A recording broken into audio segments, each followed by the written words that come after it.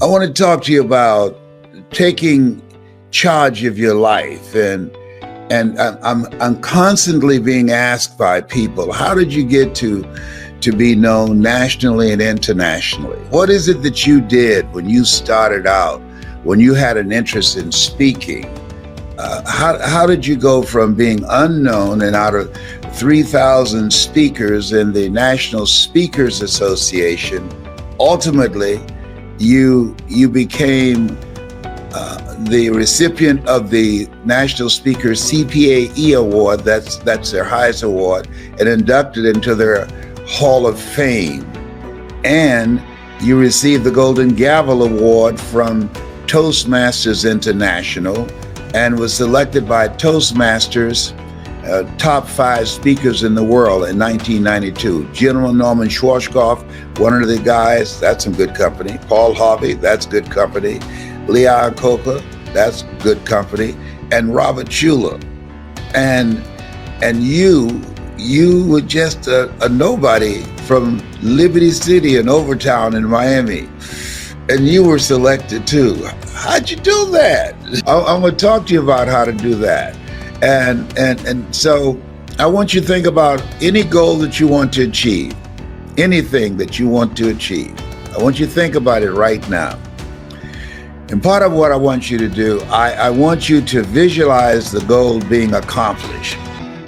They asked Muhammad Ali, who said, "I'm the greatest." How did you get here? Howard Cosell, who since passed, he was a sports personality, and he said, "How did you get here, Muhammad?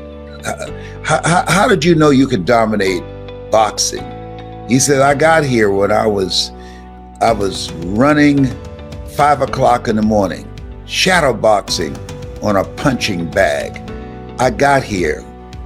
I visualized myself speaking to the news conferences and celebrating my wins, and I got here long before I danced under the lights." That he saw it. He saw it. I got here because I visualized myself being on major stages. I saw myself speaking in major venues, and I held that vision, and I took action. I've been recounting my steps. When my mother was diagnosed with breast cancer, and I just got elected for the 3rd time to the Ohio legislature from the 29th House District, I resigned to go back to Miami to take care of my mother. I promised her she would never go to a nursing home. I want you to think about something that drives you, something that compels you. Nietzsche said, if you know the why for living, you can endure almost anyhow. And so I resigned from the Ohio legislature. I was the chairman of the Human Resource Committee, the Education Committee. I had a promising political career. I enjoyed politics, but I loved my mama. And I promised her, "Mama, when you need me, I'll be here." And so I resigned and went back to take care of mama. And I had to find something to do. And I had to find something that was me. Now, mind you, I don't have a college education. I never worked for a major corporation. And I wanted to speak and motivate and help people and speak for major corporations like Dr. Norman Vincent Peale and Zig Ziglar and Tom Peters and all the other people that I saw out there, Tony Robbins. And I'm encouraging you to take action. I saw this guy named Ed Foreman from Executive Development. He's since retired. He came to Miami and he spoke, and he was offering a program for people who had an interest in motivational speaking, that he had this special class that he was going to be doing. And it was a boot camp. It was an intensive. And so after his presentation, I said, "Man, I sure like to come, but I can't afford to do it now." And he said something to me that I will always cherish. He said, "If you can't afford to do it now, you can't afford not to do it." Whoa. He said, "How are you going to teach people how to make things happen if you can't make things happen?" that cut wide and deep. I say, I'll see you in Dallas. I didn't have the money to get a plane ticket, so I had my mama to fix me some food, so she fixed me a sweet potato pie. I found out how much it would cost to go to Dallas from Miami on Greyhound. She fixed me a pot of marinated frog legs. If you never had frog legs, let me tell you something up in here. Really, they taste like chicken, all right? I was on that bus exchanging frog legs and slices of sweet potato pie for pork chop sandwiches and collard greens and candy yams. Oh, we had a party. We were singing songs. We had a party on that bus going from Miami to, to Dallas, Texas. By the time we got there, they called me Frog Man. I took action. There's some of you who want to do what I do, who want to speak.